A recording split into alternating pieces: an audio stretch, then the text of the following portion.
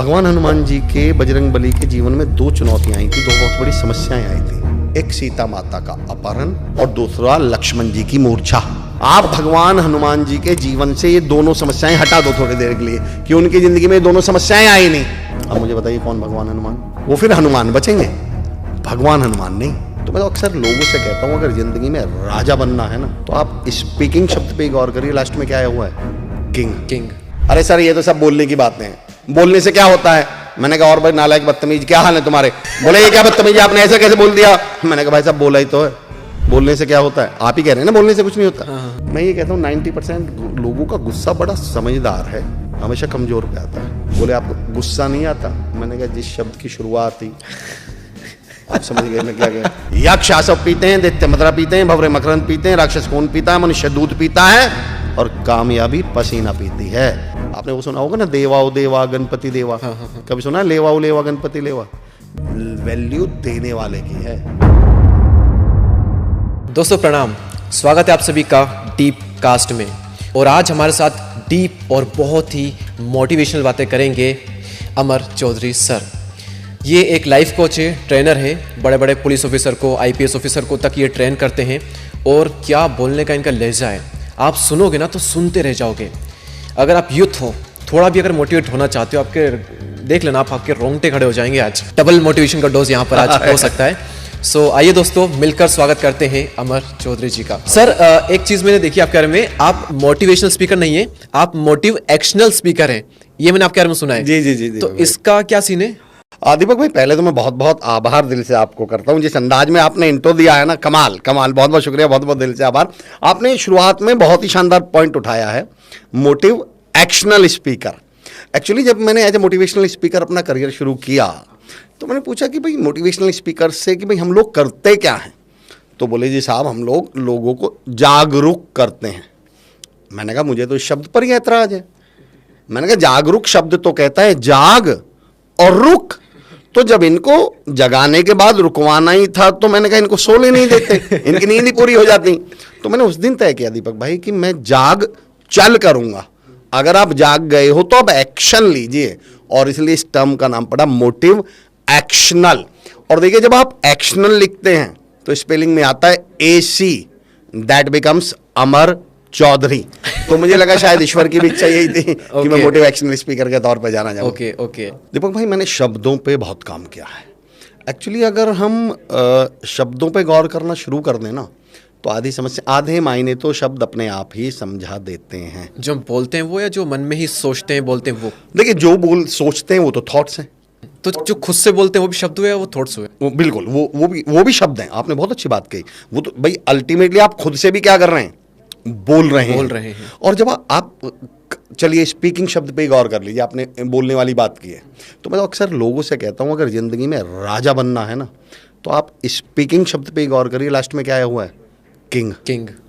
अगर आप राजा बनना चाहते हैं तो स्पीकिंग सुधार लीजिए, बस अपनी शब्द सुधार लीजिए। सारा खेल इस दुनिया में शब्दों का ही तो है। अच्छा। लोग शब्दों को इतने हल्के में ले जाते हैं। मैं कहता हूँ नहीं, शब्दों के बहुत बड़े मायने हैं। और कई बार हमें लगता है कि शब्द आपस में एक दूसरे के पर्यायवाची होते हैं। मैंने कहा नहीं, शब्द कभी भी एक दूसरे के पर्यायवाची होते ही नहीं। शब्दों को बहुत गौर से यूज कीजिएगा। उदाहरण देके बताता हूँ मैं आपको। पानी का पर्यायवाची क्या है? जल, नीर। जल है। हाँ। तो दीपक भाई जब आप शिवलिंग पर या मंदिर जाते हैं और शिवलिंग पर चढ़ाने जाते हैं लोटे में भरकर, क्या चढ़ाने जाते हैं? जल। क्या चढ़ाने जाते हैं? फिर जल। क्यों? आपने पानी क्यों नहीं बोला? जमता नहीं बोलने में। सूरज को जब आप सुबह सुबह क्या देते हैं? जल। क्यों? पानी क्यों नहीं बोले? एक्चुअली जल पानी का पर्यायवाची है ही नहीं। जब पानी का काम किसी की प्यास बुझाना या किसी के हाथ पैर धोना है तब वो पानी है। पर जब पानी में हाइड्रोजन ऑक्सीजन की बात चलेगी ना तो वो पानी है जिसका पर्पस क्या है? प्यास बुझा दिया या कोई उससे नहा लिया। पर जब उसी पानी में आस्था जुड़ जाए, विश्वास जुड़ जाए, जब उसमें धर्म जुड़ जाता है, फिर वो पानी नहीं बनता, वो जल बन जाता है। आपने कभी कहा है मैं गंगा पानी लेके आया हूं? क्या बोलते हैं? गंगा जल। तो मैं कहता हूं शब्द आपस में पर्यायवाची हैं। पानी और जल पर्यायवाची है ही नहीं। अच्छा बताइए पिता का पर्यायवाची क्या है? बाप। और मैं कहता हूँ बाप पिता का पर्यायवाची हो ही नहीं सकता। आप किसी रास्ते चलते से पूछ लो आपके पिताजी का नाम क्या है, वो रुक कर बाकायदा तमीज से बताएगा। आप पूछ के देखना आपके बाप का नाम क्या है। हमें अपने हमारे बाप का नाम याद दिला देगा। तो पिता और बाप पर्यायवाची, मैं कहता हूं शब्द कभी भी पर्यायवाची नहीं होते इवन। तो शब्दों को तो इतने गौर से यूज कीजिएगा, शब्दों के अपने मायने हैं, शब्दों की अपनी मीनिंग्स हैं। जी, तो कैसे शब्द अपने आप से बोलने चाहिए? पॉजिटिव, सकारात्मक, पावरफुल। आप चुनिए, शब्दों पे काम करिए। सबसे पहले तो मैं तो कहता हूं एक लिस्ट बना लो, सुबह से शाम तक देखिए आप किस तरह के शब्दों का प्रयोग करते हैं, और नेगेटिव शब्दों को पॉजिटिव, पावरफुल, मीनिंगफुल और पवित्र शब्दों से रिप्लेस कर दीजिए। Okay. कोई पूछे आप कैसे हैं, आप ये भी तो बोलते हैं मैं ठीक हूं। हाँ। बोल दो मैं शानदार हूं, इसमें कौन से पैसे लग रहे हैं आपके? बोलिए मैं लाजवाब हूं, इसमें कौन से पैसे लग रहे हैं आपके? बोलिए मैं बेहतरीन हूं। मैं कहता हूं पावरफुल बोलिए, पॉजिटिव बोलिए, पवित्र बोलिए। तो मैं शब्दों के साथ दिक्कत क्या है मैं बताता हूं आपको। मैं किसी एक सेशन में, अपने कॉर्पोरेट सेशन में बोल रहा था, पवित्र बोलिए, पावरफुल बोलिए, आप बड़े मीनिंगफुल शब्दों का प्रयोग करिए। एक साहब खड़े होके बोले, अरे सर ये तो सब बोलने की बातें हैं, बोलने से क्या होता है? मैंने कहा और भाई नालायक बदतमीज, क्या हाल है तुम्हारे? बोले ये क्या बदतमीज, आपने ऐसे कैसे बोल दिया? मैंने कहा भाई साहब बोला ही तो है, बोलने से क्या होता है? आप ही कह रहे हैं ना बोलने से कुछ नहीं होता। हम सारी दुनिया में, आप पिछले 6 महीने से जीजा जी के यहाँ क्यों नहीं गए? बोले जीजा जी ने ऐसा बोल दिया था। आपकी बॉस से क्या दिक्कत है? सर बॉस ने ऐसा बोल दिया था। हस्बैंड और वाइफ आपस में 4 महीने से बात क्यों नहीं कर रहे? बोले मेरी वाइफ ने, मेरे हस्बैंड ने ऐसा बोल दिया था। आप पिछले साल 1.5 साल से पूरी दुनिया से बोलने के ऊपर मुंह बनाए हुए घूम रहे हैं, मुंह फुलाए हुए घूम रहे हैं, और फिर प्रोग्राम में क्या बोल रहे हैं? बोलने से क्या होता है? बोलने से कुछ नहीं होता तो जाइए ना बॉस के पास। बोलने से कुछ नहीं होता, जाइए ना जीजा जी के घर। आप बोलने की वजह से इस पूरी दुनिया से नाराज हैं, और फिर कहते हैं बोलने से क्या होता है। मैं तो ये मानता हूँ सर, इस दुनिया में जो होता है वो बोलने से होता है। बल्कि मुझसे कोई पूछे कि, मैं तो कहता हूँ आप कभी वर्ड शब्द पे गौर करिएगा। WORD, वर्ड माने शब्द, और दुनिया को इंग्लिश में बोलते हैं वर्ल्ड। इसमें से सिर्फ एल हटा दें तो वर्ड बन जाता है। एक्चुअली हमारे शब्द ही हमारी दुनिया है, और उस एल का मतलब है लर्निंग। शब्दों को सिर्फ सीख लीजिए।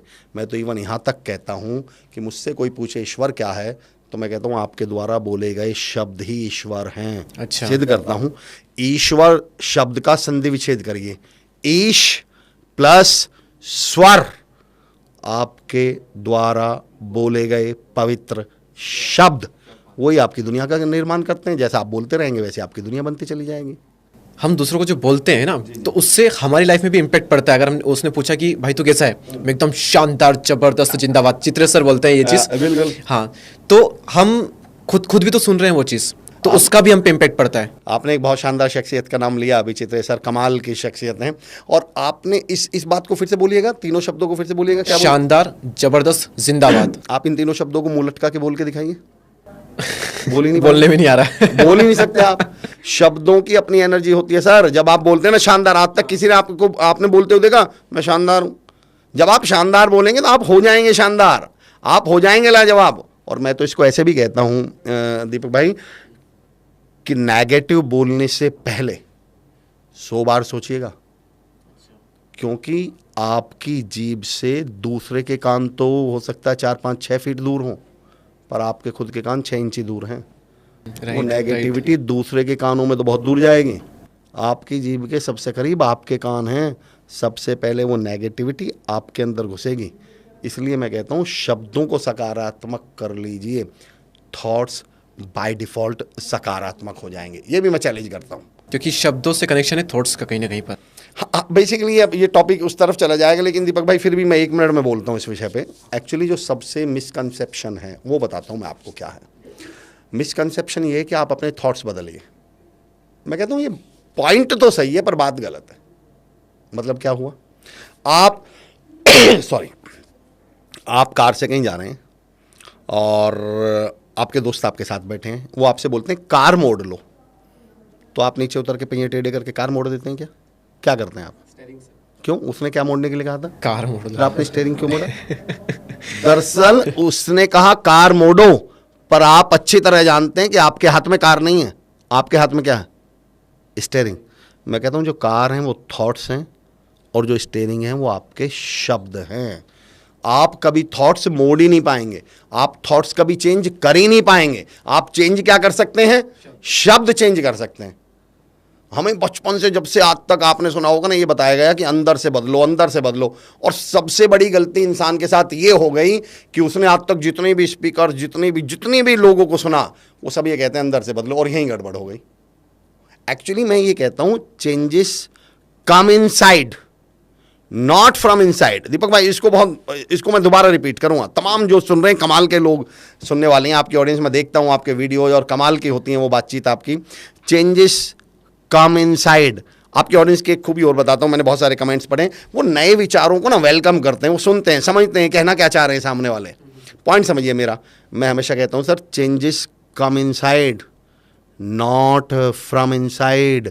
बदलाव अंदर आते हैं, अंदर से नहीं आते।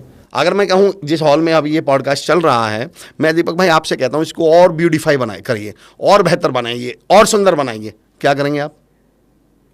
कुछ फिगर आउट करेंगे कुछ। अच्छा, जैसे जैसे बताइए मुझे एक दो चीज, क्या करेंगे आप? जैसे आप फर्नीचर बदल लेंगे। अच्छा, इसका आप प्रोडक्शन क्वालिटी की बात कर रहे हैं? हाँ जी, हाँ, इसको और सुंदर बनाइए। हाँ, और सुंदर। तो इसमें लाइट चेंज कर सकते हैं, लाइट ऐड कर सकते हैं। सर लाइट आएगी कहाँ से? बाहर से। और बताइए सर क्या करेंगे? और यहाँ पर कुछ अच्छी चीज रख सकते हैं। कहाँ से आएंगी सर? बाहर से आएगी। फर्नीचर कहाँ से आएगा सर? सब बाहर से। टाइल्स कहाँ से आएंगे बाहर सर? से। Changes come inside not from inside. Okay. बदलाव अंदर आते हैं, अंदर से नहीं आते। बाहर से सारे रिसोर्सेज बाहर हैं। वो जो थॉट्स हैं ना वो आपके अंदर हैं। आप उन्हें बदल ही नहीं पाएंगे कभी। आपको जितने भी आपके, मैं ये नहीं कह रहा थॉट्स मत बदलिए, सेंटेंस अपने आप में वो सही है, पर थॉट्स मंजिल हैं, रास्ता नहीं है।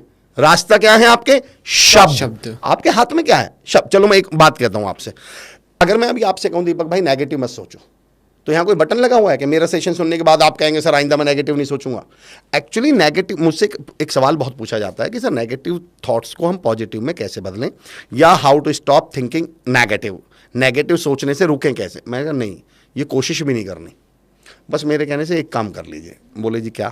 मैंने कहा अच्छा एक बात बताइए, एक बहुत प्रैक्टिकल। देखो सर, जो व्यवहारिक हो सके मैं वो बताता हूं, डायलॉग बाजी तो बहुत कुछ हो सकती है। मैं आपको जो व्यवहारिक तरीका है, प्रैक्टिकल तरीका, मैं यूट्यूब पे, अगर अमर चौधरी ऑफिशियल के नाम से जो मेरा यूट्यूब चैनल है सर, उस पर आप जाएंगे तो एक लाइन लिखी हुई है कि मैं वो कोई काम नहीं करता जो यूट्यूब या गूगल कर दे। मतलब मैं वो एग्जाम्पल दूंगा नहीं, स्टीव जॉब्स के उदाहरण दे दिए जी, मार्क जुकरबर्ग के एग्जाम्पल दे दिए, नहीं, आप अपनी जिंदगी का एग्जाम्पल सुनिए, मैं बताता हूँ आपको। आप मुझे एक बात बताइए, नेगेटिव थॉट्स को कैसे बदलें? मैं बताता हूँ बहुत सिंपल तरीका। दीपक भाई मैं आपके घर आया, मैंने बेल बजाई, आपने मुझे देख लिया, पर आपने मेरे लिए दरवाज़ा नहीं खोला, आपने मुझे इग्नोर कर दिया। मैं अगले दिन फिर आऊँगा, बेल बजाई, आपने मुझे देखा पर आपने दरवाज़ा नहीं खोला। तीसरे दिन फिर आया, मैंने बेल बजाई, आपने मुझे देखा पर दरवाज़ा नहीं खोला। चौथे दिन मैं आपके घर आऊँगा क्या? नहीं। मुझे क्या महसूस होगा? इग्नोर कर रहा है, इग्नोर। तो मुझे क्या कर रहे हैं? मैं कहता हूँ तो नेगेटिव थॉट्स आपके दिमाग में डेली आएंगे, इनके लिए दरवाज़ा मत खोलो। ये जो मुंह है ना आपका, ये दरवाज़ा है। थॉट्स आने दो, पर इन्हें किसी से बोलो मत। नेगेटिव किसी से बोलो मत, नेगेटिव मत बोलो। पहले दिन नेगेटिव कहेगा यार ये आदमी तो मुझे इग्नोर कर रहा है, इसने तो दरवाज़ा ही नहीं खोला। अगले दिन फिर नेगेटिव थॉट आएगा, बोले यार इसने तो आज भी इग्नोर कर दिया, इसने तो मुझे बोला ही नहीं। तीसरे दिन फिर आएगा, यार इसने तो आज भी इग्नोर कर दिया। चौथे दिन उसकी भी तो इज्जत है, वो भी तो रेपिटेड है। नेगेटिव थॉट्स भी तो ईगो लेके बैठे हुए हैं, मैं कहें चल भाई मैं इस आदमी के घर ही नहीं जाता, छठे दिन से आना बंद कर देंगे।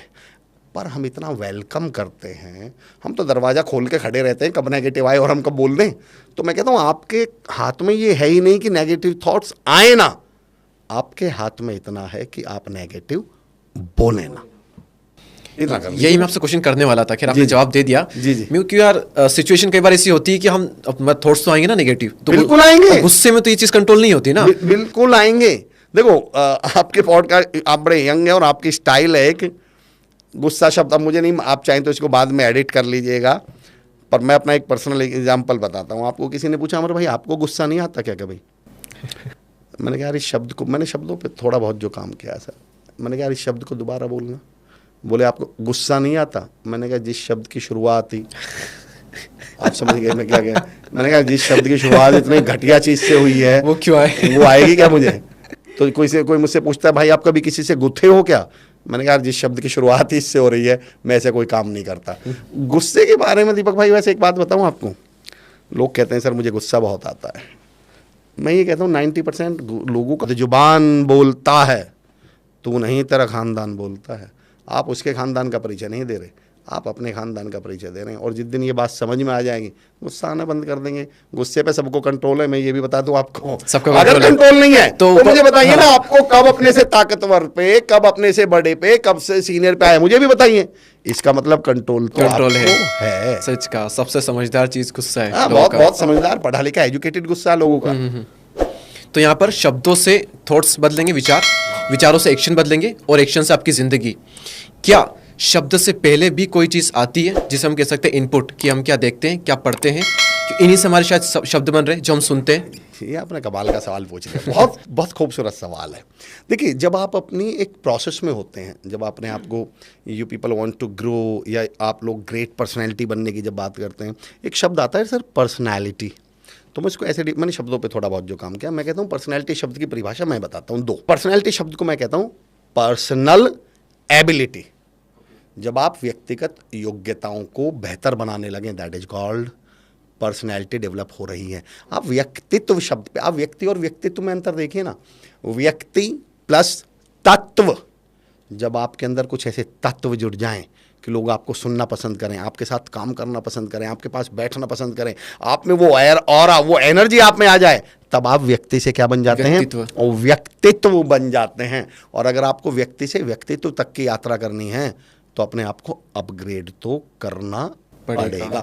जो पॉइंट आपने उठाया उसको मैं इस अंदाज में लाता हूँ आपके पास। पहले तो हम देखते हैं अपग्रेड करना क्यों पड़ेगा। हम सबने एक किस्सा सुना है कि वो एक बाबा जी थे, टोपी बेचा करते थे। एक बार जंगल से गुजरे, पेड़ के नीचे नींद आ गई, सो गए, तो बंदर उनकी टोपियां उठा के ले गए। ये कहानी याद है कि आप मैंने नहीं सुनी, आपके टाइम में नहीं रही होगी। हाँ। ये उससे पहले ना स्कूल की क्लास में हुआ करती थी। जो सुन रहे हैं वो बताइएगा, आप लोगों ने सुनी है या नहीं सुनी है। तो किस्सा मैं बता देता हूँ आपको दीपक भाई। पहले जब हम थे ना, तो 5th 4th 5th में हमारे में स्टोरी थी ये, कि एक बाबा जी थे, टोपियां बेचा करते थे, टोपी बेचने का काम करते थे। पेड़ के जंगल से गुजर रहे थे, पेड़ के नीचे सो गए, नींद आ गई, बंदर उनकी सारी टोपियां उठा कर ले गए। मैं अपग्रेडेशन बता रहा हूँ आपको। तो बाबा जी को मालूम था कि बंदर नकलची होते हैं। तो बाबा जी ने अपनी टोपी कैसे वापस ली? बाबा जी ने क्या किया, अपनी टोपी उतार के फेंक दी। तो सारे बंदरों ने भी क्या किया, टोपियां उतार के फेंक दी।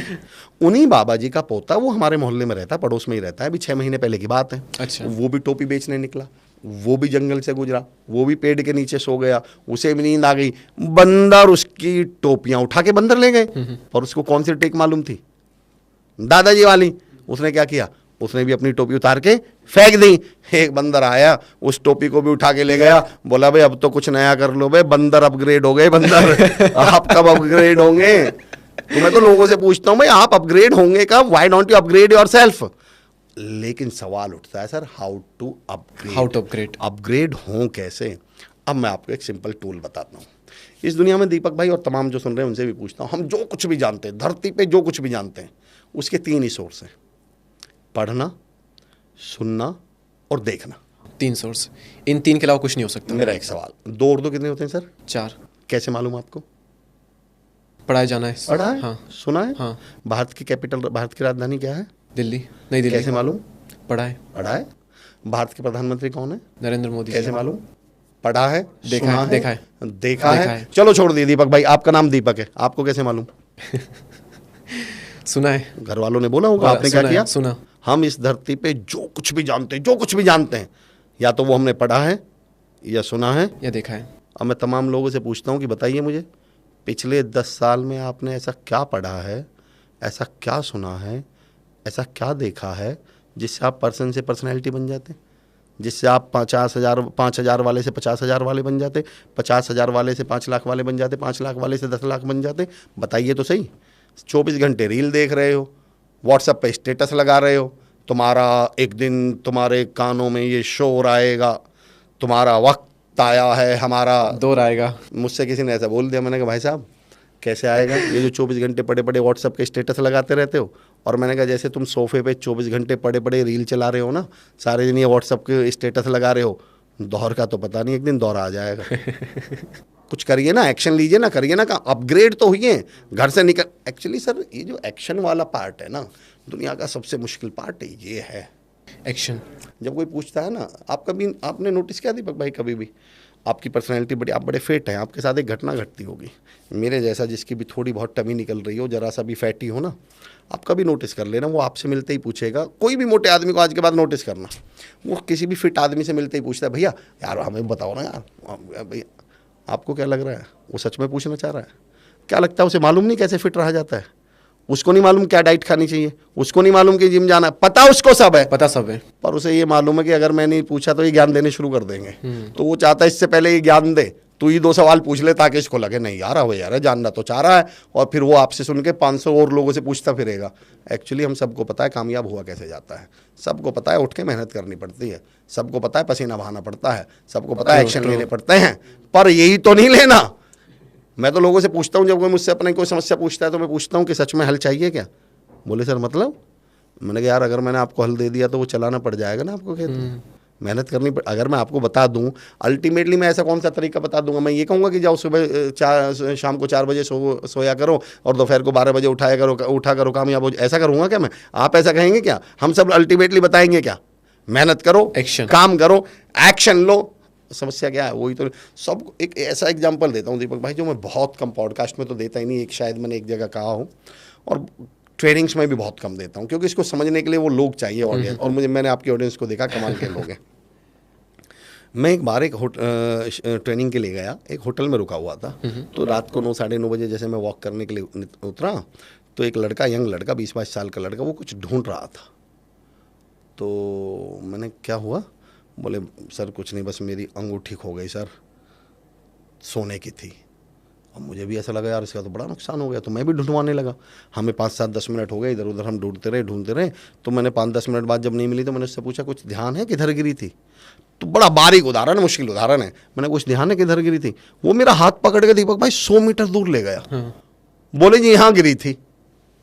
तो मैंने यार तुम बेवकूफ हो, फिर वहां क्यों ढूंढ रहे हो। अब जवाब सुनिए, बोला सर यहाँ अंधेरा है ना, वहाँ उजाला है ना, उसको अच्छी तरह मालूम है अंगूठी यहाँ गिरी है, यहाँ मिलेगी, पर यहाँ ढूंढना मुश्किल है ना थोड़ा, अंधेरा है ना, तो उसने आसान जगह ढूंढ ली जहाँ उजाला हो, जबकि वो अच्छी तरह जानता है यहाँ आसान जगह पे वो अंगूठी है ही नहीं।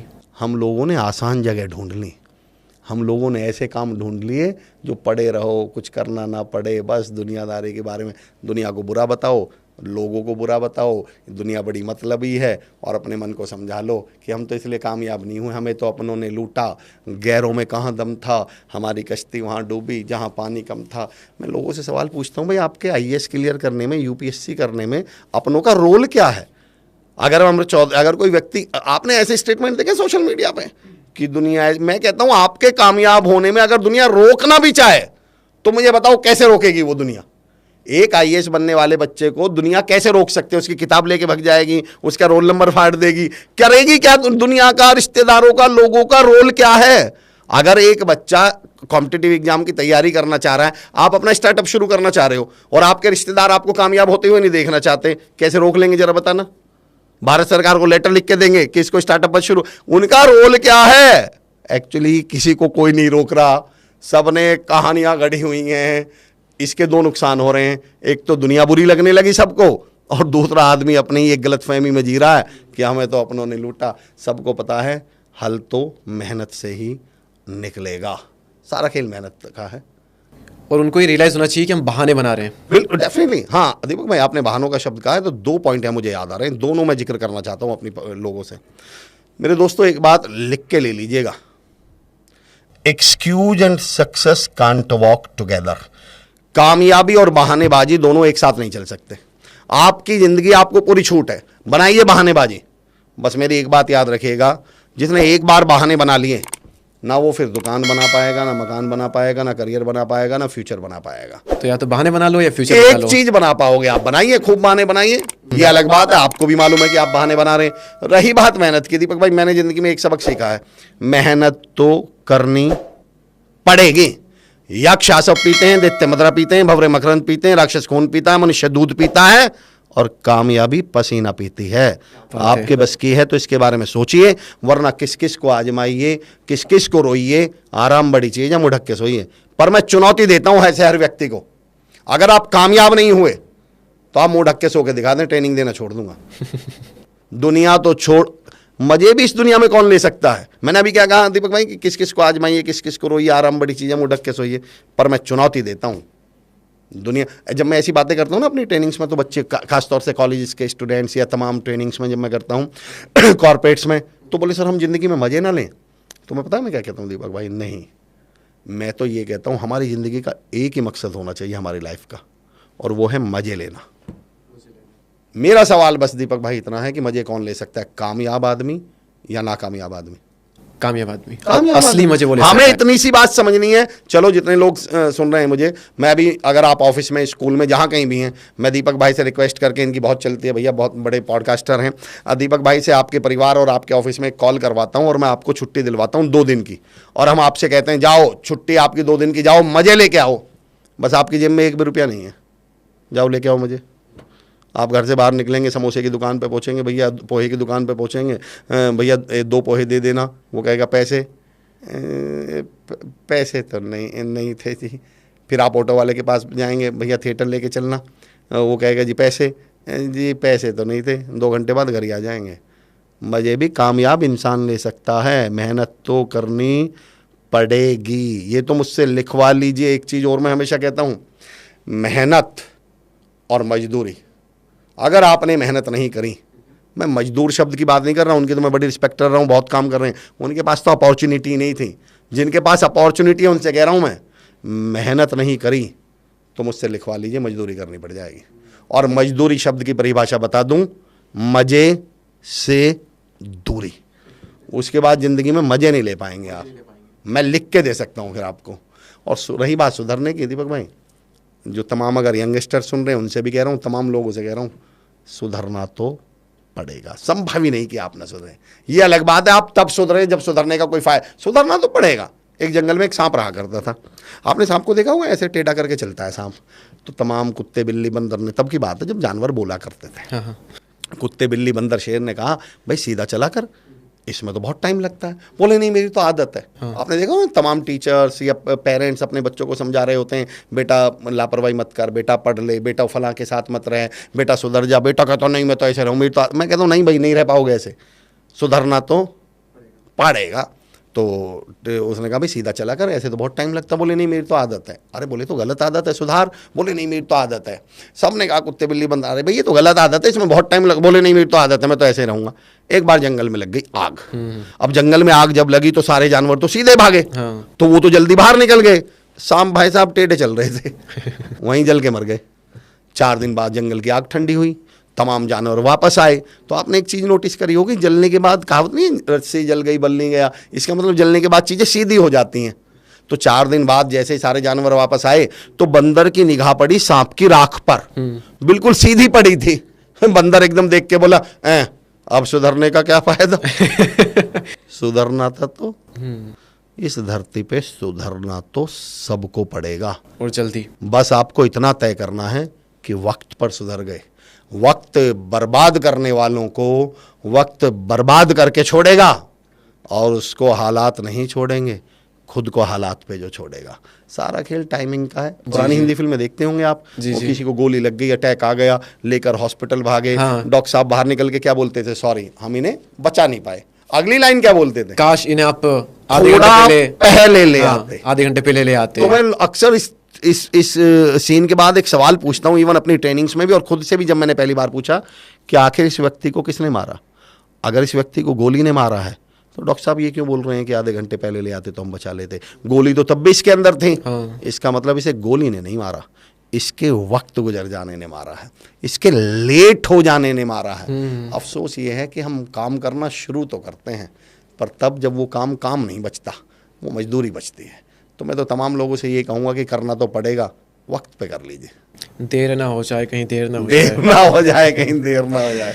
अच्छा, अब मेरे आपसे 2 प्रश्न है एक साथ है। जी तो है कि पहली चीज़ तो ये कि लोग स्टार्ट नहीं कर पाते, तो लोग किसी भी चीज़ को स्टार्ट कैसे करें, खासकर तब जब वो कुछ बहुत बड़ा करना चाहते हैं। तो मुझे लगता है कि बड़ा सोचते तो हैं, लेकिन स्टार्ट इसलिए नहीं कर पाते क्योंकि डर होता है, और डर होता है फेल होने का। तो एक तो ये होता है, तो इस पर हम थोड़ी बात करेंगे कि लोग स्टार्ट कैसे करें, और अगर स्टार्ट करते हैं तो किसी भी फील्ड में वो ग्रेटेस्ट कैसे बने। क्योंकि मुझे ना थोड़ा एवरेज रहने से एलर्जी है, ना अलग अलग लोग, तो मुझे थोड़ा सा एलर्जी है एवरेज रहने से। किसी भी चीज़ में जाओ तो या तो टॉप करो या जाओ मत। है ना, ऊपर जाओ। तो किसी भी फील्ड में ग्रेटेस्ट कैसे बने और स्टार्ट कैसे करें, तो स्टार्ट करने से लेके तो ग्रेटेस्ट बनने की जो जर्नी है वो लोग कैसे कर सकते हैं, मेरी ऑडियंस को बताइए। दोनों आपने कमाल के सवाल पूछे दीपक भाई। पहले तो मैं सवाल के लिए अप्रिशिएट करूंगा। पहले आता हूं स्टार्ट कैसे करें, शुरुआत। आपने दो चीज़ कही थी, डर लगता है शुरुआत कर देंगे तो। एक्चुअली दुनिया में किसी भी काम का सबसे जो मुश्किल हिस्सा होता है वो स्टार्ट करना ही होता है।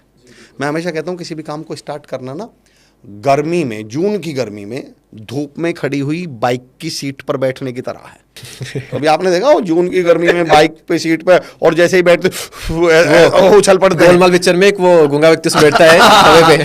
सेम सीन है। पर दीपक भाई मैं हमेशा एक बात कहता हूँ कि वो कितनी देर के रहता है, वो तकलीफ कितनी देर की लगती है? वो मुश्किल से 20 सेकंड, 20 सेकंड 30 सेकंड। पर वो 20-30 सेकंड की जो प्रॉब्लम है, वो 20-30 सेकंड की जो तकलीफ है, वो आपके आगे के 20 मिनट 20 घंटे भी तो बचाती है, और आपको अपनी मंजिल पर पहुंचा देगी। अपनी मंजिल पे भी तो पहुंचाती है। बिल्कुल। तो आपको शुरुआत के एक पहली बात तो मैं ये नहीं समझ पाता कि हम कामयाबी को आसान तरीके से चाहते क्यों हैं। हम क्यों चाहते हैं कि कामयाब होने में तकलीफ ना हो? हम क्यों चाहते हैं कामयाब होने में दिक्कत ना हो? अगर कामयाबी ऐसे बटने लगे तो फिर तो पहली बात तो कामयाबी की वैल्यू क्या रह जाए। लेकिन फिर भी मैं अब आपको दो तरीके बताता हूँ। पहला, आपने डर कहा था तो एक एग्जाम्पल देता हूँ। मेरी एक बुक है बॉर्न अगेन, और एक बुक, अच्छा अच्छा ओके, ये वो बुक है, वो एक बुक नहीं, यही रखी हुई है, ये वो बुक है, और डिस्क्रिप्शन में आपको लिंक भी मिल जाएगी इसकी। दीपक भाई इसमें एक चैप्टर है, और चैप्टर का नाम है, अच्छा मेरे जो चैप्टर्स हैं वो अभी आप मैंने कहा ना पढ़े अभी, अच्छा मैंने कहा ना मेरे नाम, चैप्टर का नाम है चालान कटवा लो। अब ये क्या है चालान कटवा लो? आप मुझे एक बात बताइए, आप घर से बाहर निकले और 100-200 मीटर 500 मीटर पुलिस की चेकिंग चल रही है। तो जब चेकिंग चल रही होती है तो हम बिल्कुल पुलिस वालों के पास से कुछ होते हैं बच के साइड में से निकल के बचने की कोशिश करते हैं, साइड से बच के, और पकड़े ही कब जाते हैं? जब तभी पकड़े जाते हैं। इस पे एग्जाम्पल को मैं 2 बार कोट करने वाला हूं, पर एक बार पहले कोट कर दूं मैं। आप चालान कटवा लो से मेरा मतलब क्या है? अगर सोचिए आपका 100 मीटर दूर निकलते ही चालान कट जाए। दीपक भाई चालान के बारे में तमाम लोग सुनने वाले भी जानते होंगे और आप भी जानते होंगे, चालान का एक नियम है। अगर एक बार चालान कट गया तो अगले 24 घंटे सेम चीज के लिए आपका चालान नहीं कटेगा, ये नियम है। ओके। अगर एक बार चालान कट गया तो सेम चीज के लिए 24 घंटे चालान नहीं कट सकता, अगले 24 घंटे। अब मुझे दीपक भाई एक बात बताइए, आप घर से निकले और 100 मीटर दूर ही आपका चालान कट गया। हाँ। अब उसके बाद आगे चेकिंग चल रही है, आप साइड में से बच के निकलेंगे या पास से निकलेंगे? तो पास से, क्योंकि सेम चीज के लिए चालान नहीं कटा। डर तो खत्म हो गया आपका तो क्या कट चुका है? चालान। जब बल्कि चालान जेब में ही ऊपर लेके घूमेंगे, और जैसे पता भी किससे पूछेंगे अब आप? पुलिस वालों से। और अगर मैं पॉडकास्ट पे, चलो इसको हल्के में वैसे ही लीजिएगा लाइटर नोट पे, बल्कि पुलिस वालों से, भाई साहब चालान काट लो चालान। ये कॉन्फिडेंस आपके अंदर आया कब? जब आपका एक बार चालान कट गया। अफसोस, इस दुनिया में 90% लोग उस एक बार के चालान से बचने के लिए सारी जिंदगी डर डर के जीते हैं। मैं कहता हूँ एक बार चालान कटवा लो, एक बार गिर पड़ो ना, एक बार फेल हो जाओ, एक बार फेल हो जाओ, एक बार फेल। लोग स्टेज पे आने से डरते हैं, मैं कहता हूँ एक बार आके देख लो, मरा नहीं आज तक कोई भी काम करके देख लो आप। अनुपम खेर साहब की एक लाइन मैंने सुनी थी और मेरे लिए इतनी बेहतरीन लाइन है, वो इतनी कमाल की लाइन। उन्होंने कहा, भीगा हुआ इंसान बारिश से नहीं डरता। आपने कभी नोटिस किया, आप बाइक से कहीं जा रहे हो और बारिश पड़नी शुरू हो जाए तो पहले हम कोई शेल्टर या जगह ढूंढते हैं जहां बच जाऊं, कि भाई कहीं रुक जाऊं, भीगू ना। पर अगर कोई ऐसी जगह नहीं मिली और आप 2-3 मिनट भीग गए, फिर आप रुकते हैं क्या? हो ही गई, अब तो भीग ही गए। फिर आप उसी बारिश से जिससे डर रहे थे, जिससे घबरा रहे थे, बचने की कोशिश कर रहे थे, उसी बारिश में बाइक को घुमाते हुए क्या करते हैं? मेरे सपनों की रानी कब। बारिश सेम है, चुनौतियां सेम है। जिन चुनौतियों से आप शुरू में डर रहे थे अब उनके मजे लेना शुरू कर देंगे। बस आपको एक बार ही तो भीगना था। पर हम इतना जिंदगी भर इतना डर डर के जीते हैं, इतना डर डर के जीते हैं कि कभी जीना ही नहीं शुरू कर पाते। और ऐसे लोगों को मैंने नाम दिया है सर, तो वाले प्राणी। कौन से वाले? तो वाले प्राणी। तो वाले समझते हैं आप? तो वाले का मतलब दीपक भाई ये वो लोग हैं जिनके हर सेंटेंस के लास्ट में क्या लगा होता है? तो। अच्छा, आप इनसे बोलो अच्छा स्टेज पे आके बोलो, सर मैं अटक गया। तो आप इनसे बोलो अच्छा इंटरव्यू देने चले जाओ, सर मैं फेल हो गया। तो आप इनसे बोलो अच्छा अपना बिजनेस शुरू कर लो, स्टार्टअप शुरू कर लो, सर मुझे नुकसान हो गया। तो ऐसे लोगों से मैं बोलता हूँ, दीपक भाई तुम रात को सोए, सुबह सो के ही नहीं उठे। तो आप अपने घर से निकले, रास्ते में एक्सीडेंट हो गया। तो हम यहाँ बैठे हैं, छत गिर गई। तो मैं पॉडकास्ट दे रहा हूँ, मुझे अटैक आ गया। अरे तो मर गए। मरने के बाद आपने आज तो किसी को डरते हुए देखो, अरे यार मैं तो मर गया यार। आपके शहर आपके पास शहर है इंदौर, बड़े मशहूर शायर है राहत इंदौरी साहब, उनका एक शेर है कि लोग हर मोड़ पे रुक रुक के संभलते क्यों हैं, और इतना ही डरते हैं तो फिर घर से निकलते क्यों हैं? भाई इतना डर लग रहा है तो घर बैठिए ना, पर एक शर्त है, आपको पेपर पे लिख के देना पड़ेगा कि घर मरोगे नहीं। आज भी 93% लोग घर पे ही मरते हैं। ऐसा नहीं है कि बाहर जाते हैं मरने के लिए। देखो मैं कोई किताबी बात नहीं करूँगा, मैं जानता हूँ दोस्तों, मैं जानता हूँ मैं कोई बुकिश, मैंने आज तक मैं कोई एग्जाम्पल देता ही नहीं किताबी, मैं जानता हूँ डर लगता है। पर मेरे दो सवाल हैं। नदी के किनारे चलने से एक बात तो तय है कि आप कभी डूबेंगे नहीं, तय है। पर मेरा सवाल, हमारा मकसद, हमारा जन्म नदी में डूबने से बचने के लिए हुआ था या पार उतरने के लिए हुआ था? हमारा जन्म किनारे पे चलने के लिए भी तो नहीं हुआ, हमारा जन्म तो पार उतरने के लिए हुआ है ना। अंडा फर्श पे गिरेगा तो फूट जाएगा, और अंडे को डर लगता है यार मैं फूट ना जाऊं। चलिए मैं आप तमाम जो लोग सुन रहे हैं कमेंट में बताइएगा, मैं और दीपक भाई आप तमाम लोगों को एक साबुत अंडा देते हैं, फूटने नहीं देते, चलो अंडे को हम सब आपको एक साबुत अंडा देते हैं, उस साबुत अंडे का कोई यूज बताइए, आप क्या करेंगे दीपक भाई? साबुत अंडे का कोई यूज बताइए। फोड़ के खाएंगे जी, हाँ। ऑमलेट बनाएंगे जी, क्या करना पड़ेगा? फोड़ना पड़ेगा। सब्जी बनाएंगे, अरे साहब उसके लिए तो फोड़ना पड़ेगा। भुजिया बनाएंगे, अरे साहब ये तो फोड़ना पड़ेगा। छोड़ दो, उबाल के खाएंगे तो भी फोड़ना पड़ेगा। दरअसल उस बेवकूफ अंडे को पता ही नहीं है कि तू काम का ही तब है जब तू फूट जाए, तेरी कोई वैल्यू ही तब है जब तू फूट जाए। इसलिए मैं लोगों से कहता हूँ उठिए, कोशिश करिए, रिस्क लीजिए, गिर पड़िए, चोट खाइए, नुकसान उठाइए और वैल्यूएबल बन जाइए, और या फिर बचे रहिए। फिर सारी जिंदगी आपके घर वाले आपका इंट्रोडक्शन करवाएंगे, ये हमारा बड़ा बेटा, ये छोटी बेटी और ये अंडा। भगवान ने अच्छे खासे इंसान पैदा किए थे, अंडा बनने पे तुले हुए। और एक बात और बता दो दोस्तों, अंडा तो फूटेगा, फूटना तो उसका तय है। आप इंसान हो, आप अपनी देख लो, आपके हाथ में बस इतना है कि या तो अपनी मर्जी से अंदर से फूट जाओ खुद ब खुद, और या फिर दुनिया फोड़ देगी बाहर से। राइट। एक मैं अंतर बता दूं दोनों में, अंदर से और बाहर से फूटने में क्या अंतर होता है? जब अंडा अंदर से खुद फूटता है ना, तो उसके अंदर से एक नई जिंदगी निकलती है, एक नए प्राण निकलते हैं। पर वही अंडा जब बाहर से फोर्सफुल्ली फोड़ा जाता है तो कोई उसके प्राण खाता है तो हाँ, और उसकी औकात 10 रुपए की ऑमलेट की, 20 रुपए की भुजिया की, तो देखो फूटना तो तय है। आप तय कर लो कि आप खुद अपने से अपने आप से फूट लो, वरना दुनिया तो फोड़ेगी आपको। जब दुनिया फोड़ेगी तब बहुत तकलीफ होगी। एक बड़ा मशहूर कोटेशन है दीपक भाई कि या तो आप अपने सपने पूरा करने के लिए मेहनत कर लो, वरना दूसरों के सपने पूरा करने के लिए मजदूरी करनी पड़ेगी। दुनिया की कोई ताकत नहीं रोक सकती, तो तय है। तो मैं तो अपने सुनने वालों पे छोड़ता हूँ कि मेहनत तो करनी पड़ेगी। और जब ग्रेटेस्ट करने की बात आती है तो आपको डेफिनेटली, जब आप औसत से बेहतर करने की, एक वर्ड है एक्स्ट्रा ऑर्डिनरी। उस थ्योरी को मैं दूसरे कॉन्टेक्स्ट में समझाऊंगा, पर उसको समझिएगा। अगर कोई मुझसे पूछे तो मेरी एक थ्योरी है द चटनी थ्योरी। इस थ्योरी का नाम क्या है सर? The chutney theory. अब ये थ्योरी क्या कहती है? दीपक भाई ये बात बताइए, जो लोग सुन रहे हैं उनसे भी पूछता हूँ कि लंच ब्रेक हुआ दोपहर में, आप स्कूल में हैं, ऑफिस में हैं, कहीं भी हैं, आप लंच ब्रेक हुआ या आपका मन किया घर पे बैठे हुए चलो समोसे खाने चलते हैं। चटनी थ्योरी क्या है उसको समझते हैं। चटनी थ्योरी क्या है कि चलो यार समोसे खाने चल रहे हैं, और आप दुकान पर पहुँचे और वहाँ 2 दुकानें हैं, दोनों शानदार लाजवाब बेहतरीन समोसे बनाती हैं, प्राइस भी सेम है, टेस्ट भी सेम है। हाँ। एक के पास चटनी है, एक के पास चटनी नहीं है। हाँ। आप किसके यहाँ खाएंगे? चटनी वाले के यहाँ। आप घर से चटनी खाने गए थे क्या? नहीं। क्या खाने गए थे? समोसे। तो दूसरे के पास खा लीजिए ना, समोसे तो दूसरे के पास भी है। फिर आपने चटनी वाला क्यों सुना? क्योंकि चटनी से क्या हो जाता है, थोड़ा सा एडिशनल और थोड़ा चटपटाट एक्स्ट्रा। अब मेरे अगले सवाल का जवाब, और आप लोग भी कमेंट में दीजिएगा, क्या वो आपसे उस चटनी के पैसे ले रहा है? नहीं। फ्री की चटनी दे रहा है? मेरा अगला सवाल दीपक भाई, बेवकूफ़ है वो, फ्री की चटनी क्यों दे रहा है आपको? अब मुझसे चटनी की थ्योरी समझिए। दरअसल वो अच्छी तरह जानता है कि अगर ये फ्री की चटनी नहीं दी ना एक्स्ट्रा, तो उसके समोसे नहीं बिकेंगे, पैसे वाले वो भी, तो समोसे नहीं बिकेंगे। तो अब मैं ये थ्योरी देता हूँ कि वो एक्स्ट्रा काम, मेरे से कोई चटनी की परिभाषा पूछे तो मैं बोलता हूँ वो एक्स्ट्रा सर्विस, वो एक्स्ट्रा काम जो आप तब भी दें जब उसके बदले में आपको कोई कंपनी, कोई ऑर्गेनाइजेशन या कोई व्यक्ति कोई पैसे ना दे रहा हो, सैलरी ना दे रहा हो, फिर भी आप अपने काम से एक्स्ट्रा काम करके दें, एक्स्ट्रा सर्विस दें, दैट इज कॉल्ड चटनी। और एक्स्ट्रा ऑर्डिनरी बनने का शौक है, ग्रेटेस्ट बनने का शौक है, तो अपने काम में ही एक्स्ट्रा देना शुरू कर दीजिए। दीजिए। दुनिया 9 से 5 आपके ऑफिस में आ रही है, आप 10 मिनट पहले जाइए, 10 मिनट बाद में रुकिए, बनिए ग्रेटेस्ट। आप एक स्टार्टअप हैं, आप एक सर्विस प्रोवाइडर हैं। 100 रुपए के काम के बदले में जिस दिन आपने 110 रुपए की सर्विस देनी शुरू कर दी, 110 रुपए का काम देना शुरू कर दिया, इस धरती पे दुनिया में कोई आपको ग्रेटेस्ट बनने से नहीं रोक सकता। अफसोस ये है हम 100 के बदले में 90 देना चाहते हैं, हमारी समस्या ये है। और मैं कहता हूं इस दुनिया को एक्स्ट्रा बहुत पसंद है।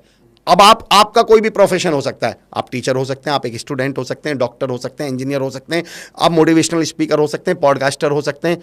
पूछिए अपने आप से, आप एक्स्ट्रा क्या दे सकते हैं? आप डॉक्टर हैं, दवाई तो दे ही रहे हैं, मैं कहता हूँ एक स्माइल भी दे दीजिए पेशेंट, ये एक्स्ट्रा पैसे लगे क्या, ये एक्स्ट्रा हो गया आपका। एक्स्ट्रा हो गया। आप टीचर हैं, बच्चे को पढ़ाई तो दे ही रहे हैं, बच्चे कंधे पे एक बार हाथ रख के ये भी बोल दो, बेटा कभी एक्स्ट्रा कोई जरूरत पड़े ना या कुछ समझ में ना आए तो मुझसे पूछ लेना, बच्चा आपका फ़ैन हो जाएगा। आप एक मोटिवेशनल स्पीकर हैं, आप 2 घंटे का सेशन लेने गए, 15 मिनट एक्स्ट्रा बोल दीजिए। दुनिया आपको सारी ज़िंदगी नहीं बोलने वाली। यहाँ तो 2 घंटे का सेशन लेने जाएंगे, पौने 2 घंटे में निपटाने की सोचते हैं, उसमें भी टाइम पास करने की सोच रहे हैं। तो जिस दिन आप ये एक्स्ट्रा देखिए सर, ह्यूमन मेंटालिटी को समझिए। आपने कभी दीपक भाई मम्मी को नोटिस करना, मेरे कहने से आज के बाद मम्मी जी को, और तमाम लोग आप भी देखना, मम्मी को कभी भिंडी खरीदते हुए देखिएगा। मैं एक्स्ट्रा की पावर बता रहा हूँ आपको। मम्मी सब्जी वाले से बोलते हैं भैया 1 किलो भिंडी दे दो, और जब वो भिंडी वाला 1 किलो भिंडी तोल देता है तो मम्मी को चैन 1 किलो भिंडी से नहीं पड़ता। फिर मम्मी अपने हाथ से 2 भिंडी उठाती है और उसमें डालती है, और मम्मी को लगता है मेरे बच्चे से 1 किलो भिंडी से पेट नहीं भरेंगे, ये जो 2 एक्स्ट्रा मैंने लिए। इस दुनिया में सबको एक्स्ट्रा पसंद है। आदमी 3500 स्क्वायर फीट का प्लॉट खरीदता है, पर उसको तब तक चैन नहीं पड़ता जब तक 3 इंच दीवार आगे ना निकाल ले। उसको लगता है ये जो 3 इंच निकाली है इसमें, इसका मतलब क्या हुआ? दुनिया को एक्स्ट्रा पसंद है। मैंने अपने आप से एक सवाल पूछा, दुनिया को 2 एक्स्ट्रा। जो काम आप कर रहे हो उसमें एक्स्ट्रा देना शुरू कर दो। किसी का कॉन्फिडेंस बढ़ा दो, किसी को स्माइल दे दो, किसी को हौसला दे दो, किसी को सपोर्ट दे दो। आपके ऑफिस में आज कोई आया नहीं, कंपनी में 15 मिनट का काम उसका भी कर दो। बॉस की नज़र में भी तो हो कि यार नहीं यार ये बंदा ना जिम्मेदारी लेता है, ऑनरशिप लेता है यार, कमाल का बंदा है यार। कभी जब लीडरशिप का प्रमोशन का मौका आएगा मिलेगा। पर ये तो सही है, हमें पहले हमारी समस्या क्या है, पहले हम लेना चाहते हैं। जिस दिन हम ये समझ गए दीपक भाई कि हमारा परिचय वो नहीं है जो हमने इस दुनिया से लिया, हमारा परिचय सर वो है जो हमने इस दुनिया को दिया। हमारा परिचय ही वो है, हमारा काम। चलिए मैं आपसे पूछता हूँ, सब्जी वाला किसको बोलते हैं? जो सब्जी लेता है या सब्जी देता है? देता है। अखबार वाला किसको बोलते हैं? अखबार देने वाले जो अखबार देता है। आप दूध वाला किसको बोलते हैं? जो दूध हमारा परिचय वो है जो हमने इस दुनिया को दिया। इस दुनिया में जितने भी प्रोफेशन है, गौर करिएगा आज के बाद आप, वो देने वाले के नाम से जाने जाते हैं। एक चीज है दवाई, उसमें 2 लोग हैं, एक देने वाला और एक लेने वाला। दवाई देने वाले को क्या बोलते हैं हम? डॉक्टर ही। जो लिए उसे क्या बोलते हैं? पेशेंट। पेशेंट नाम का कोई प्रोफेशन है इस दुनिया में? दवाई देने वाले के नाम से प्रोफेशन बना डॉक्टर। पढ़ाई देने वाले के नाम से प्रोफेशन बना टीचर। एडवाइस जो दे वो कंसल्टेंट या एडवोकेट या लॉयर। हमेशा देने वाले के नाम से प्रोफेशन जाने जाते हैं। इस दुनिया में दीपक भाई एक ही प्रोफेशन है जो लेने वाले के नाम से जाना गया, कबाड़ी। उसमें भी कबाड़ है, एक दे रहा है एक ले रहा है, पर इस प्रोफेशन को देने वाले को कबाड़ी नहीं कहा गया। किसको कहा गया? लेने वाले को। अगर आप इस दुनिया से सिर्फ लेते रहोगे ना तो कबाड़ी बन जाएंगे। और एक ऐसी चीज और भी है, भिखारी बोलते हैं, हालांकि वो प्रोफेशन नहीं है। तो मैं कहता हूं जिस दिन आपने देना सीख लिया, ग्रेटेस्ट बनना है तो देने की नियत डालिए ना। ग्रेटेस्ट बनना है तो सोचिए ना, हाउ कुड आई कॉन्ट्रीब्यूट। दुनिया मैं क्या एक यूथ में भी आजकल बड़ा है और दुनिया एक सवाल पूछ रही है अपने आप से, मैं कौन हूँ। मैं कहता हूँ इसकी तलाश के लिए आपको हिमालय पर जाने की जरूरत नहीं है। मैं एक लाइन में जवाब दे देता हूँ इसका। मैंने शब्दों पे ईश्वर की कृपा से थोड़ा बहुत जो काम किया दीपक भाई, इंग्लिश में एक वर्ड आता है कॉन्ट्रीब्यूशन। और कॉन्ट्रीब्यूशन के शुरू में ही वर्ड आया कौन। आपका इस दुनिया में जो कंट्रीब्यूशन है, जो योगदान है, आप वही हैं। कलाम साहब कौन? जिन्होंने मिसाइल दी। सुभाष चंद्र बोस जी कौन? जिन्होंने आज़ाद हिंद फौज दी। भगत सिंह जी और महात्मा गांधी जी कौन? जिन्होंने आज़ादी दी। इस दुनिया में जो आपका कंट्रीब्यूशन है वो आप ही हैं। नदीम शाद साहब का एक शेर है कि ये जो दुनिया से तुझको इतना गिला है, ये बता तूने दुनिया को क्या दिया है? बताइए ना, आपने दिया क्या है? आपने वो सुना होगा ना, देवा ओ देवा गणपति देवा। कभी सुना है लेवा ओ लेवा गणपति लेवा? वैल्यू देने वाले की है। लोग बोलते हैं सर मैंने 1 करोड़ का प्लॉट ले लिया। मैंने कहा भाई साहब ये तो लिया है। सर मेरी 1.5 लाख की सैलरी है। मैंने कहा भाई साहब ये तो ली है। ये दुनिया आपको तब याद रखेगी जब वो पूछेगी दिया क्या था इस दुनिया को, बताइए तो सही। 1.5 करोड़, आप 1.5 करोड़ की मर्सिडीज ले लो, अखबार में थोड़ी खबर छपेगी। मैं चुनौती दे रहा हूँ MY हॉस्पिटल इंदौर में जाके, किसी में भी, मैं तो नाम ले रहा था कि आप भी, मेरे भी कर्मभूमि रही है इंदौर, आप किसी सरकारी अस्पताल में 2 दर्जन केले दे आना मरीजों को, अगले दिन अखबार में खबर छपेगी मरीजों को फल वितरित करते हुए। देने वाले के 2 दर्जन केले में फोटो छप जाते हैं, लेने वाले के 2 करोड़ में नहीं छपते। तो सवाल ये, ग्रेटेस्ट बनना है तो मेहनत करिए, जुनून पैदा कीजिए, पर जितना ले रहे हो, जितना चार्ज कर रहे हो, उससे एक्स्ट्रा देने की आदत डालिए, और ये एक्स्ट्रा आपको एक्स्ट्रा ऑर्डिनरी बना दे। तो सर शब्दों पे आपने बहुत ज़्यादा ही काम किया है। पहले हम शब्दों पे बात कर चुके थे, लेकिन जब भी कोई शब्द आता है तो आप शब्दों को लेते हैं, फिर उसको तोड़ते हैं, उसके मतलब निकालते हैं, फिर कहानी डालते हैं, एकदम तड़का डालते हैं ना दाल में, वो स्वाद आता है। और वाकई में जबरदस्त लग रहा है मुझे, एकदम स्ट्रेट फॉरवर्ड कहानियों के रूप में, और एकदम कि नहीं कर पा रहे थे, हाँ यार ये तो सही बोला, अब कर लेंगे, ऐसा फीलिंग आती है ना, वो वाली फीलिंग है। हमने बात की ग्रेटेस्ट कैसे बने, आपने बताया, और स्टार्ट कर कैसे करें आपने ये भी बताया। अब यहाँ पर एक दिक्कत आती है, आपने कहा कि एडिशनल ऐड करें। एडिशनल ऐड करना तो दूर की बात, जब बहुत हालत खराब होती है ना लाइफ में, हाँ जी, हाँ जी। तो जो नॉर्मल है वो भी नहीं हो पाता। तो सबसे मुश्किल समय में काम कैसे करें और चुनौतियों से लड़े कैसे, उनसे उभरे कैसे, तब काम करना सबसे इंपॉर्टेंट होता है मेरे हिसाब से। देखो भाई, बड़ा वैल्यूएबल क्वेश्चन पूछा आपने, लिटरली बहुत वैल्यूएबल क्वेश्चन पूछा। एक्चुअली जब सच्चाई आती है ना, मतलब जब एक्चुअल में वो चीज़ें आती हैं, तो वास्तव में बड़ा चैलेंजिंग होता है। पर यहाँ फिर वही सारा खेल माइंडसेट का आपका। मेरा एक सवाल है, हमेशा लोगों से मैं पूछता भी हूँ, अरे बोले सर बहुत टाइम ख़राब चल रहा, दिमाग ख़राब हो रखा है। मैं उनसे एक सवाल पूछता हूँ, मैंने कहा जब वक्त सही था तब इस दिमाग का काम क्या था, सही बताओ। एक कहावत सुनिए, खुदा मेहरबान तो गधा पहलवान। जब आपका वक्त सही चल रहा है तब आपको बहुत ज़्यादा दिमाग की ज़रूरत ही नहीं पड़ती। दिल पे हाथ रख के बताओ सर, इस दिमाग की सबसे ज़्यादा ज़रूरत कब थी? जब वक्त खराब आए। और इंसान 99% केस में टाइम खराब आते ही सबसे पहला ताला दिमाग पे ही लगा दिया। मैंने कहा इसकी अभी तो जरूरत थी। राइट। और तुमने सबसे, ये तो फायर एक्सटिंग्विशर आप खरीद कर लाए, आपने 20 साल तक घर में रखा, और जैसे ही आग लगी उठा के बाहर फेंक दिया। तो दिमाग की तो जरूरत ही मुश्किल वक्त में पड़ती है। रही बात चुनौतियां आ रही हैं, दिक्कत आ रही हैं, तो मेरे से तो कोई जब पूछता है, दीपक भाई जब कोई बोलता है सर जिंदगी में बड़ी मुश्किलें, बड़ी रुकावटें आ रही हैं, तो मैं कहता हूँ बधाई हो। वो कहता है सर बधाई हो मतलब? मैंने यार कभी हाईवे पे जाते हुए या सड़क पे जाते हुए देखा होगा कि ट्रैफिक स्लो चल रहा है, गाड़ी आपकी धीरे धीरे चल रही है, आराम आराम से चल रही है, और दिखता है कि यार क्यों स्लो चल रही है, आगे कंस्ट्रक्शन चल रहा है और उस पर एक बोर्ड लगा होता है, कृपया धीरे चलें, कार्य प्रगति पर है। मैंने कहा बधाई हो। अगर आपकी ज़िंदगी में कार्य धीरे धीरे चल रहा है, रुकावटें आ रही हैं, आप स्लो डाउन होते जा रहे हैं, बधाई हो, कार्य आपका प्रगति पर है। ये कार्य प्रगति पर होता है तभी तो स्लो डाउन होता है आदमी। रही बात रुकावटों की, समस्याओं की, हमने महाभारत, रामायण, तमाम ऐसे धार्मिक सीरियल्स देखे और तमाम कहानियाँ देखी होंगी, तो उसमें आपने किस्सा देखा होगा, एक घटना देखी होगी, ऋषि मुनि हवन कर रहे हैं, यज्ञ कर रहे हैं। तो जैसे ही वो ऋषि मुनि हवन और यज्ञ करने बैठते हैं तो उसमें क्या आने लगती हैं? बाधाएं या रुकावटें। और राक्षस या दुष्ट लोग उसमें क्या करने लगते हैं? बाधा या रुकावटें डालने लगते हैं। तो जब मैं कहता हूँ जब भी आपके काम में बाधाएं और रुकावट आए तो 2 बातों की खुशी मनाइएगा। बोले जी किस चीज़ की? कि पहली कि आप कोई महान काम कर रहे हैं, यज्ञ कर रहे हैं, हवन कर रहे हैं, महान कार्यों में बाधाएं आती हैं, पहली बात तो ये। और इससे बड़ी खबर दे दूं आपको, इसका मतलब आप ऋषि मुनि या देवता हैं। राक्षसों के काम में बाधाएं नहीं आती हैं। आपने कभी सुना है कि राक्षस कार्य कर रहे थे उसमें बाधाएं आ गई? बाधाएं हमेशा ही पुण्य लोगों के, पुण्य आत्माओं के काम में आती हैं। तो भाई अगर आपकी रास्ते में बाधाएं और मुश्किलें, चुनौतियां आ रही हैं तो ईश्वर का आभार मानिएगा और कहिएगा इसका मतलब हम कोई महान काम या यज्ञ कर रहे हैं। और मुझसे रही बात, देखो सारा खेल एटीट्यूड का असर। एक साहब, एक दोस्त मुझसे बोले यार अमर भाई बहुत परेशानियों से गुजर रहा हूँ। मैंने कहा बधाई हो। बोले मतलब? मैंने कहा तुमने कहा कि मैं परेशानियों से गुजर रहा हूँ, अगर मैं आपसे कहूँ दीपक भाई कि मैं इस कमरे से गुजर रहा हूँ तो 2 मिनट बाद मैं इस कमरे में रहूँगा या बाहर निकल जाएंगे? तो मैंने कहा बधाई हो, आप परेशानियों से गुजर रहे हैं। रोना तो उनका है जो परेशानियों में आलती पालती मार के बैठे हुए हैं, यूं टिक के बैठे हुए हैं। आप तो गुजर रहे हो तो निकल जाओगे। और रही बात मुश्किलों की और चुनौतियों की, मुझे दीपक भाई एक बात बताइए, और तमाम लोग आप भी कमेंट्स में बताइएगा, जब भी कोई पक्षी, कोई बाज जब आकाश में उड़ रहा होता है, आसमान में उड़ रहा होता है, तो उसे अपने रास्ते की सबसे बड़ी बाधा, सबसे बड़ी रुकावट क्या लगती है? कि यार ये मेरा रास्ता रोक रही है, ये नहीं होती तो मैं और तेज उड़ता। हवा। चलो एक काम करते हैं दीपक सर, एक काम करते हैं साथियों, उसकी जिंदगी में से उस पक्षी, उस बाज के रास्ते में से हवा हटा देते हैं, रास्ते से हवा, अब तो तेज उड़ेगा ना? उड़ना तो छोड़ दीजिए, मर जाएगा। मर जाएगा। उस बेवकूफ़ को यही नहीं पता, जिसे वो अपने रास्ते की सबसे बड़ी बाधा समझ रहा है, सबसे बड़ी रुकावट समझ रहा है, उसके उड़ने की वजह ही वो है। हमारी समस्या ये है, ये जो चुनौतियां और परेशानियां हैं ना सर, यही तो हमारे आगे बढ़ने की और जिंदा रहने की वजह हैं। चलिए, 2 लोग हॉस्पिटल में एडमिट है और मैं दोनों के हार्ट बीट आपको मॉनिटर में दिखाता हूं। ऊपर वाले की जो हार्ट बीट है वो बिल्कुल स्ट्रेट चल रही है, दोनों हॉस्पिटल में एडमिट है, दोनों का मॉनिटर दिखाता हूं। ऊपर वाले की हार्ट बीट बिल्कुल सीधी चल रही है और नीचे वाले की हार्ट बीट ऐसे ऊपर ऊपर नीचे करके चल रही है, उबड़ खाबड़ चल रही है। आप बताइए दोनों का मतलब क्या है?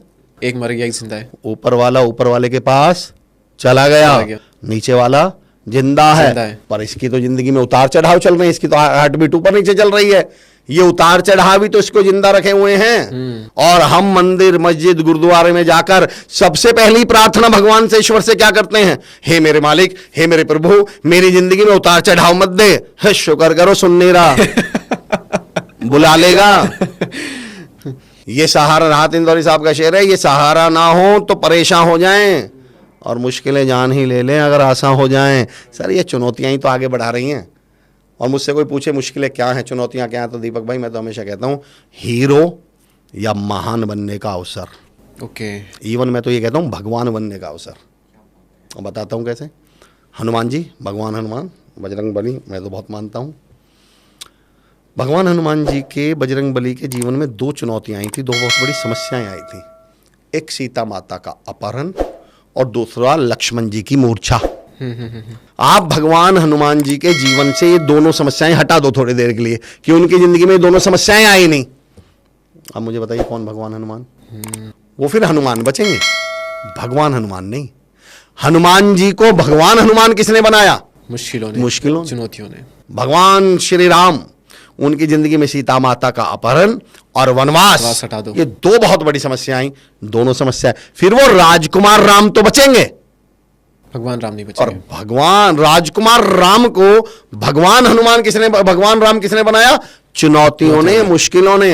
अगर आपकी भी जिंदगी में मुश्किलें और चुनौतियां आ रही हैं तो ईश्वर का आभार प्रकट कीजिए कि महान बनने का समय आ गया, हीरो बनने का समय आ गया, कुछ बड़ा करने का समय आ गया है। ये मुश्किलें ही तो हमें आगे, इन मुश्किलों के प्रति सिर्फ अपना एटीट्यूड और नजरिया बदल लीजिए। ओके। हम 90% केस में पता गलती क्या करते हैं दीपक भाई?